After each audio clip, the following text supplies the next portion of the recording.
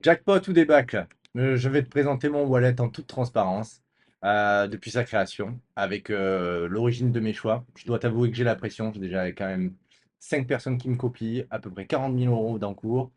Bon, il faut pas faire n'importe quoi. Je vais voir si ma stratégie paye et si je vais me ridiculiser ou alors ce sera le succès. Reste avec moi et on passe dans le wallet. Allez, bienvenue en toute transparence. Nous rentrons dans le vif du sujet. Donc, dans ce wallet qui a été mis en place, donc suite, comme je le disais, à un live. Un live où le scénario était le suivant. On avait raté le train du Bitcoin.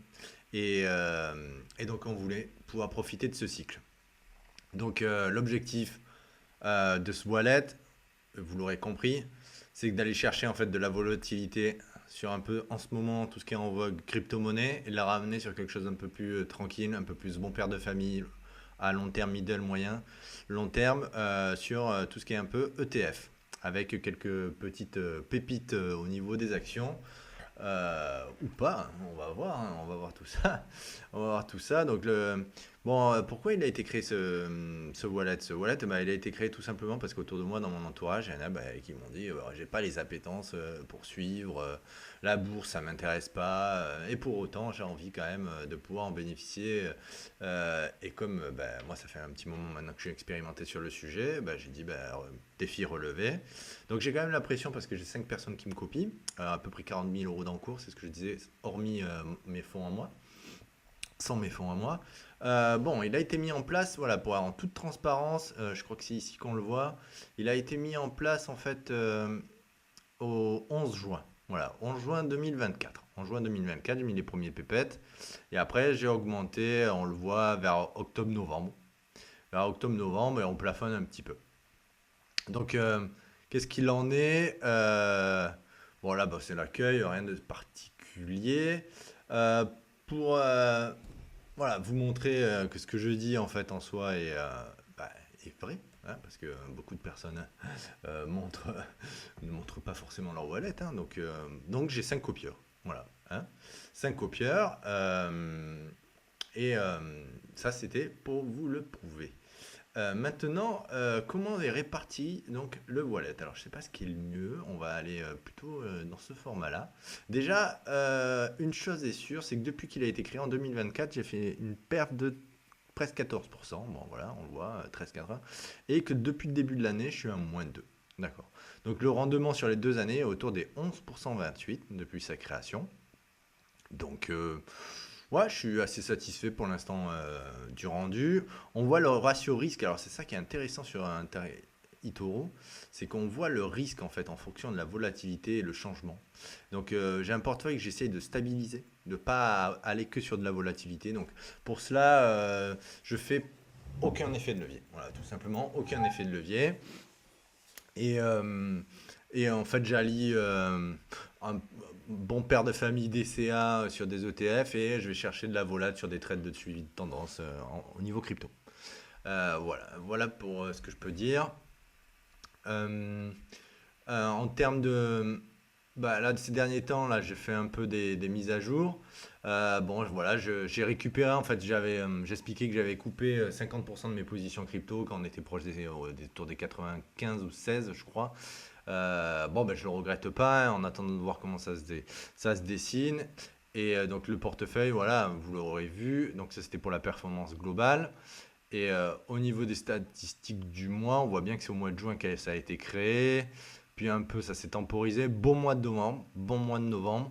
Un mois de décembre plus bah, ouais, on l'a sait, avec les crypto-monnaies qui ont eu du mal et même avec le pré-élection de Trump, pas mal de volatilité. Et là, bah, depuis le début de l'année, du 4% sur janvier, bon, ça c'était après les élections de Trump. Et ça s'est vite en fait retourné un petit peu au terme des crypto-monnaies. Donc on va voir un peu où on en est. En termes de répartition de portefeuille actuellement, bon, ben, comme j'avais sorti la moitié de mes positions. Comment on le voit d'ailleurs ça? Je vais vous montrer. Je crois que portefeuille. Voilà, on le voit en bas, ouais. On le voit en bas. On voit en fait que pour l'instant j'ai 8 862 $. Ça, c'est calculé depuis le début de l'année. Donc ça, c'est mes bénéfices et mes pertes. Donc là, en l'occurrence, des pertes depuis le début de l'année.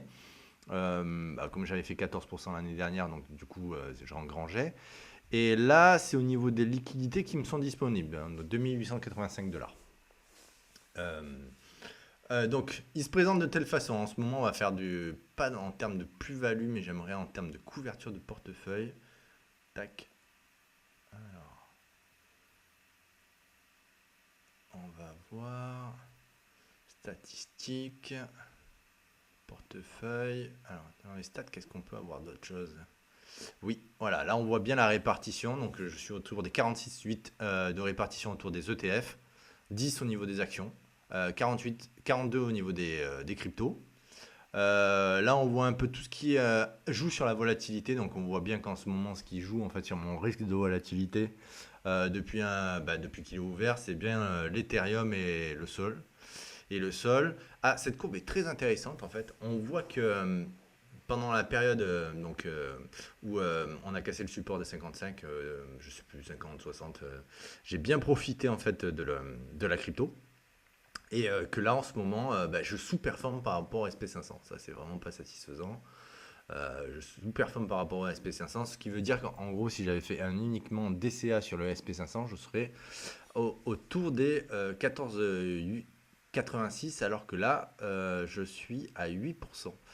Donc bon, j'ai bon espoir quand même qu'au niveau crypto, on fasse mieux.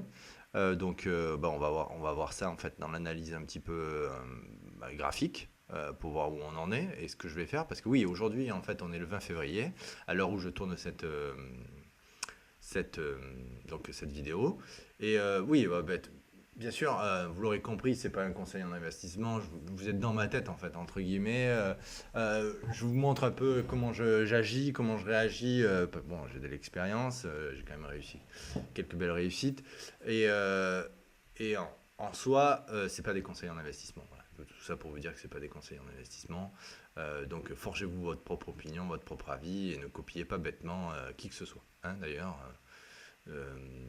c'est mieux de comprendre quand même ce qui est fait. Ça, c'est ce que je prône vraiment. C'est pour ça que j'ai créé l'investisseur autodidacte. Hein. C'est pour vraiment comprendre par soi-même. Après, bon, si on veut déléguer, avec des professionnels, on le fait, mais en âme et conscience et en comprenant ce que font les professionnels. Et ça, c'est le plus important. Donc, on investit. Voilà, ça, c'est ce qui est intéressant. On investit, donc, on voit que j'ai 16% d'Ethereum. Bon, la performance, elle est pourrie. Hein. Clairement, Ethereum, il ne donne pas des signes satisfaisants. On est autour des 14%, enfin 14,5%. Bon, c'est vraiment minable.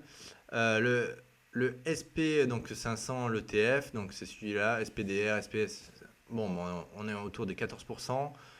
6, bon voilà, bon c'est un peu pépère. D'ailleurs, aujourd'hui, donc à l'ouverture des marchés américains, je referai un petit coup de DCA, de l'art cost averaging pour ceux qui ne savent pas, et je rajouterai donc voilà un pourcentage que je vais allouer, que je fais régulièrement depuis la création.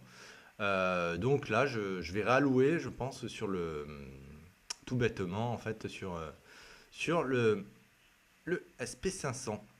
Le Solana, c'est pareil. Écoutez, je ne l'ai pas tradé, j'ai voulu le garder dans le portefeuille. En ce moment, il se prend une belle claque. On va l'étudier ça aussi. Je suis partisan que les small cap value n'ont pas donné ce qu'elles avaient à donner. C'est pour ça que j'ai pas fait un all-in que SP500. J'essaye de faire un tiers de tiers et notamment avec des small cap value. Bon, après, on voit je suis très orienté en fait sur le marché américain. D'accord? Pour l'instant, ça donne pas matière. Bon, je continuerai le petit DCA sur le sujet. Ça donne pas matière. On voit que on est bien en dessous du SP500. Les grosses caps tirent le marché vers le haut, c'est toujours le cas, et les small caps clairement sont en retard. Sont en retard. Le Bitcoin, le Bitcoin, lui, j'en ai bien profité, on est en positif. Je suis rentré sur Signaux, donc bien sympa, même s'il a corrigé ces derniers temps, on reste. Bon, j'ai coupé ma position, j'ai voulu sécuriser mes gains. J'étais un peu plus, comment dire, moins rationnel, on va dire, sur les autres cryptos majeurs. Oui, parce que je suis parti du principe, ça c'est dans le live, c'est ce que j'expliquais, que bah, tout bêtement, moi je n'allais pas me disperser sur d'autres crypto-monnaies. Bon, j'ai fait un petit trade, j'ai fait deux trois trades quand même sur d'autres crypto-monnaies, mais dont un sur Sui qui m'a bien rapporté, mais après je fais aussi le Trump Coin et là ça a été un échec complet. Et bon, bah, c'était un peu pour le fun, mais c'était un pouillème du capital, hein. Je crois que c'est 1 ou 2% du portefeuille, donc c'est vraiment rien du tout. Et oui, voilà, j'ai fait le choix en fait de rester sur des majeurs. Voilà. Donc Ethereum, Solana et BTC. Après, maintenant, on sait qu'avec la dominance du Bitcoin, elle écrase quand même toutes les autres. Solana qui avait bien poussé a fait une bonne correction et sous-performe maintenant par rapport au Bitcoin. Ce qui est vraiment pas à notre avantage sur ce portefeuille-là. Clairement, j'aurais dû peut-être un peu rationaliser et couper un peu plus mes positions au niveau du Solana et de l'Ethereum. Bon, c'est pas fait. On va analyser les graphiques tout de suite d'ailleurs. Ce qu'il en est en fait au niveau donc au niveau du Bitcoin. Bon ben voilà, le Bitcoin il latéralise, voilà. On va prendre un peu de recul, on va se mettre en semaine. En semaine, il latéralise. Il nous a fait une belle mèche là pour faire peur un peu tout le monde plusieurs fois. Bon là clairement il joue avec nos nerfs, hein. Là, pour moi, il joue avec nos nerfs. Bon, voilà, c'est les paliers, vous voyez un petit peu hein, les paliers de sortie que je me suis mis. Mais clairement, il joue avec nos nerfs. Moi, j'avais pris cette position-là. J'avais pris cette cassure ici quand je me suis positionné avec Itoro sur le wallet pour le BTC. Euh, et là, clairement, il joue avec nos nerfs. Ça range, hein. À voir si les bandes de Bollinger vont se rétrécir et que ça va donner un petit peu cet aspect-là. Voilà, il joue avec les nerfs pour faire craquer. Sûrement il y en a d'autres qui en profitent pour accumuler. Bon, c'est en ce moment le marché est particulier. Ouais. On est peut-être sur un super cycle, ce qu'annoncent certains experts. Moi, personnellement, j'en sais rien. On verra. Ça sera les signaux qui le diront. En ce qui concerne l'Ethereum, alors lui, on va se mettre en mensuel. Parce que j'aime bien prendre un peu de recul sur le sujet. Euh, Bon, en mensuel, voilà, bon, on a plusieurs paliers. On a plusieurs paliers, je vais essayer de faire un peu propre là. Euh, Relevé de volume. Regardez les bandes de Bollinger, ouais, très bien. Ouais, bon, on voit qu'il nous faut une courbe. Ouais, là, ça range. À voir, ça serait bien qu'il sorte par le haut, mais ça serait dans un petit moment, quoi, parce que c'est au niveau des 4000. Là, actuellement, au cours, on a un 2007. Bon, espérons que ça casse pas ce support, hein. Support des 2200, 2100. En dessous de ça, ça peut être la catastrophe. Ça peut être la catastrophe pour faire peur à un maximum de personnes, hein, tout simplement. Et c'est ce avec quoi il joue, hein. On le voit bien, ça devient bien taper cette barre plusieurs fois, là. Ce support, bon, à voir. À voir s'il repartira dans la configuration. Je ferai un peu plus propre pour mes graphiques pour la prochaine fois parce que là j'ai laissé. C'est un peu. Bon, c'est ma tambouille personnelle, hein. Mais ouais, à voir s'il repart un petit peu vers les 4000 pour nous faire le break tant attendu. En l'occurrence, c'est pas folichon. Qu'est-ce qu'il en est pour le Solana? Le Solana, version. Alors, on va faire. Alors, le Solana, je crois que la configuration est encore plus merdique. C'est vraiment. Alors là, on avait fait une belle poussée, belle croissance. Puis bam, un petit départ. Je m'étais positionné là aussi. Et là, on voit que là, il flirte avec la correction. Il flirte avec la correction. Ouais, bon, à suivre, hein. À suivre. Il flirte avec la correction. En tout cas, bon, je couperai mes positions si ça passe bien en dessous de cette barre, hein, de tendance. Mais donc, il faut accepter la volatilité. C'est ce qui fait partie du jeu des crypto-monnaies. Lorsqu'on trade ou on investit dans ce genre d'actifs, on est obligé de faire avec. Donc, tout simplement, je reviens. Tout simplement, voilà. Quand on a sur ces actifs du moins 23 à moins 14%, bon, il faut l'accepter. faut l'accepter, se mettre sur un petit scénario de sortie. Voilà, parce que là, en l'occurrence, j'hold, entre guillemets, pour aller en espérant sur le super cycle de 2025, là, cette année. Mais rien n'est fait. Rien n'est fait. Rien n'est fait. Tout est à faire. Donc, à voir ce qu'il en sera. Donc, pour résumer, voilà. Donc, les crypto-monnaies, donc Ether, Solana, Bitcoin. Small cap value américaine en DCA ainsi que l'SP500 avec le VNQ qui représente donc tout ce qui était real estate aux États-Unis, donc immobilier. Pareil, je fais un petit DCA dessus. Bon, pour l'instant, c'est pas fameux. Ouais, c'est pour un peu de se diversifier, quoi. Pas faire que actifs américains. Pareil, en termes de diversification, pour amortir un petit peu la volatilité, j'ai mis en fait, des bons du trésor américain AGG. Donc c'est où vous pouvez aller voir, c'est l'un des plus gros avec le BND pour tout ce qui est en fait tout ce qui est bon du trésor américain. Et je crois qu'il y a aussi en fait des grosses compagnies qui sont notées triple A, si je ne me trompe pas dessus. Il faudra vérifier, je vérifierai en dehors. Ouais, j'avais fait ce petit pari, quelle pierre, plutôt sympa. Là, c'est un suivi de tendance. Donc c'est une valeur dans l'immobilier en France. En France, tout ce qui est locaux commerciaux, grande surface. T'es plutôt pas mal en termes de value. Puis j'avais misé sur le retournement, en fait, donc la diminution des taux. Bon, ben ça a plutôt, ouais, c'est plutôt servi de notre performance. Guillemot Corporation, bon, échec total. Échec total. Je vais vous montrer. C'était une petite valeur que je trouvais qui valait son pesant de cacahuètes. Que je trouvais sympa, que j'avais fait une approche un peu value à la Benjamin donc Graham. Donc je m'étais dit, bon, je vais faire une approche valeur. Confirmation, donc là on est en semaine. J'avais eu confirmation, donc plusieurs signaux, donc j'étais rentré bien content ici. C'était parti, confirmation du départ, et puis là, boum, une correction de moins 20, moins 27, moins 30% en 2 semaines. Ça fait partie de la vie quand on fait en mode value. Je m'attendais à plus que ça parte vers le nord. Comme c'est en mode value, donc on veut le garder sur du 5 ans, 3 à 5 ans. Voilà, là on voit que ça a buté sur cette droite de tendance. À voir si ça repart. J'ai l'impression quand même que ça a été un... Bon là on est sur un petit peu, mais j'ai l'impression qu'il y a un acteur qui a quand même sorti en un coup ses fonds. À voir ce que ça présage si en termes des estimations, ça sera on ira. Heureusement en tout cas que sur le portefeuille, j'y suis allé piano, un petit léger, on était sur du 1% 43 du portefeuille. Bon, c'est ce que je fais, j'aurais voulu, s'il y a un bon signal, remettre pour aller jusqu'à 2%.